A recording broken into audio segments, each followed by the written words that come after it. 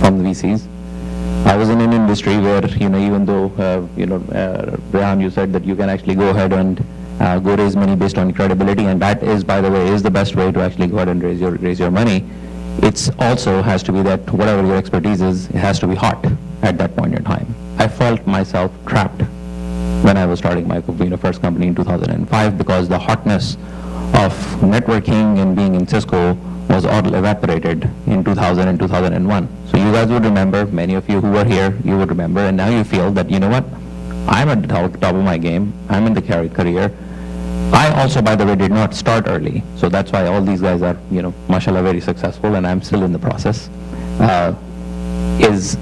I had kids who were going to school and with a private school tuition fee, and I did not own a home.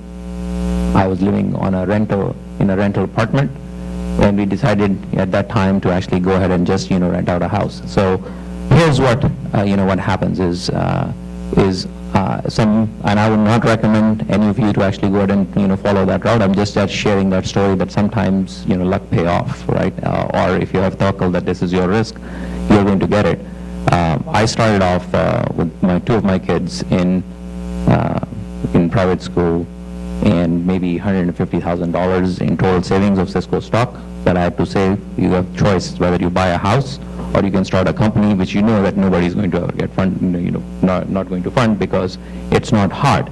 But with a very specific set of objective that you can actually go make it for somebody, and it is kind of like an acqui-hire, these days. You can get acquired, and that's where the end was, right? I knew somebody, with the set of people that I've developed good relationships with, just like if you know Sama, right? Somebody like that, right? You go in there and say, what, if I can make this thing for you, this is a small team of 5 to 10 people. This is a great technology that you can never get, or the risk is going to be too high otherwise to develop it, right? And you have a laser focus with that, and you go execute. But the thing is, team is important. You have to always convince somebody to be with you, right? Because that's the validation of the idea. And that doesn't mean that when you know that the money is not going to be around, that you don't talk to the money people, because money people give you validation. So what I did was, even though I started the company, I knew every single time every single VC would turn me down, I would still go on to Sandhill, and I talked to them. And my best meetings have been with, say Andy Rappaport of, August Capital, right, who was a, great semiconductor guy. I was building a chip back then, and I told him the whole spiel. In the end, it says, but you don't need to raise money. And I said, I know that, right? I said, okay, then why are you here? He says, I'm here just for validation, just to make sure that I'm on the right path, and am I going to, doing the right things to get acquired, and if you can connect me to the people who can help me, acquire the company. So long story short, 2005, I started the company. 2006, acquisition happened. 1 year, few months, into it. It was a company built for acquisition. It was a small company, 5 people, plus few consultants here and there, right? Well, what it did was it actually gave me the credibility, later on, which, I ended up, running a business, but it gave me the credibility whereby on that credibility now, on the second startup, you can actually go to Sandhill and start raising money, right? And that's what I did this time. So where would this go? I don't know. We're 3 years into it. But the alternate part of the story is there is no one way of doing things. You can actually bootstrap things. It is in a good outcome. I did end up buying a home afterwards, right? But I could not have bought it if the company would not have sold, right? But it's also the part of it was, the extreme support that I got from my wife and my family and from my friends. And that's the most important part of it, right? Whereby I told her that, what, this is our life savings. We can either take the regular route, put it in a house, take a loan, right? Or I can put it in a business, and maybe, we never have to take a loan.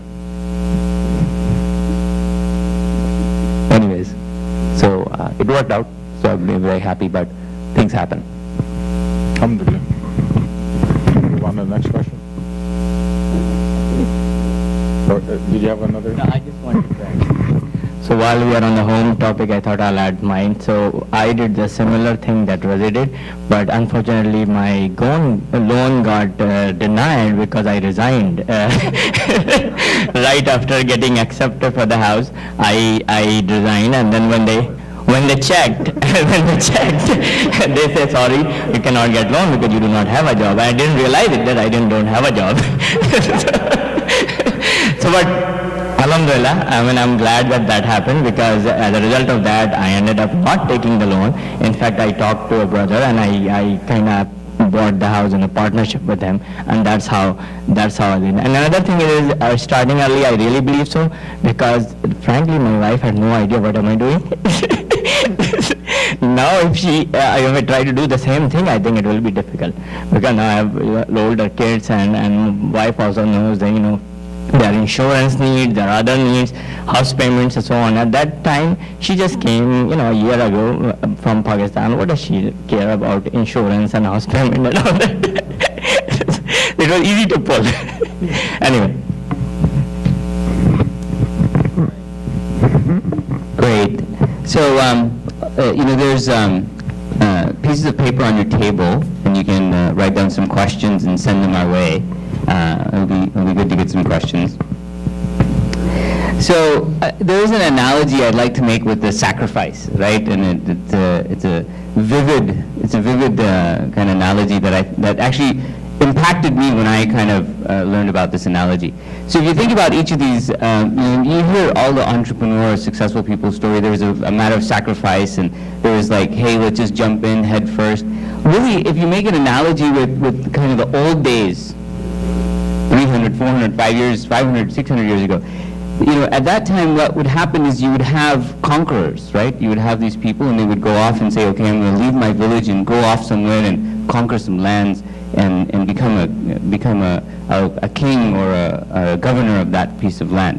And then if you think about what they did, is they went to places that were unknown to them. They sailed in ships, took a lot of risk, went somewhere, conquered some land, brought home the riches, and their family lived in palaces, right? It is actually still alive. This is exactly what is happening in the valley. You're in a cushy village, you're in your job, you go out onto the seas. You have no idea what's going to happen. You have limited resources, but you go off, right? And you go conquer some new market. Now you don't conquer land, but you conquer markets. You come up with something that's a value add, and the people that you conquer are your customers, right? And they pay you a tax by buying your product because they want it, right? And you make a lot of money, and your family lives in palaces and as though they were royalty, right? And that is exactly the conqueror spirit. And when you are in that spirit, you are in a battle. And when people say, business is brutal and it's bloody, and it is. Of course, it's not with the real blood and real fight, but that's the attitude, that you are off to go to fight, and you are off to go to battle, and you got to go win the conqueror. And that is actually something that when I learned, and it came to my attention, people make sayings like, oh, it's business, it's not personal. No, it is absolutely personal. If you're starting your own company, your success is how your family is going to live, it's how your community is going to live. Of course, all our successful entrepreneurs here, they give back to the community. How do they do it? They made a lot of money, so they're able to give back. And so everything that you do in your business, and it is personal, it impacts you, impacts your family, impacts your community. So I think that's something that each of these guys has shown a personal sacrifice, and many here that are already, of course, in the community. So the next question that I had here was, people always ask team, and I think Awais mentioned it very well. Network and find your team, right? But your team is not going to be with us. We're already, I joined Raghib's company because I knew him, right? We actually tried to do a company earlier on, and then he found someone and we joined him. Awais and I tried to do a company, he tried to do a company with, I did try to do a company with Raihan. It's these guys, it's your peers, folks that you know from college, folks that you go to the masjid with. That's where you're going to start your company, right? And I think that's a very key point. And you'll find those colleagues in your office, as Razi mentioned. You found them as your coworkers. So I'd like the panel to give us a view of how did they find that this is the guy I'm going to start a company with? Because when you start a company, it's kind of like getting married. But you're going to spend actually more time with those people than you are going to with your family for some amount of time. And so how did you decide that and make that connection to say, okay, we're in this together for battle? Yeah. So I'll go after. Why don't you start? No, go ahead, go ahead. So I think there is no one answer, and then you'll see, as I said, there's no one way to it, and probably my answer may be quite different here.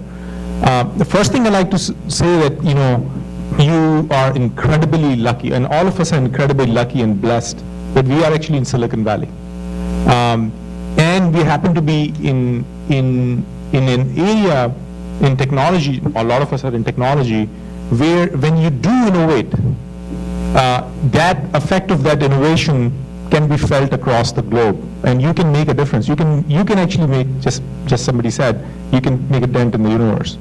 So that opportunity doesn't, if you look at around the globe, that opportunity is not available to many people, and it is primarily because of people around you.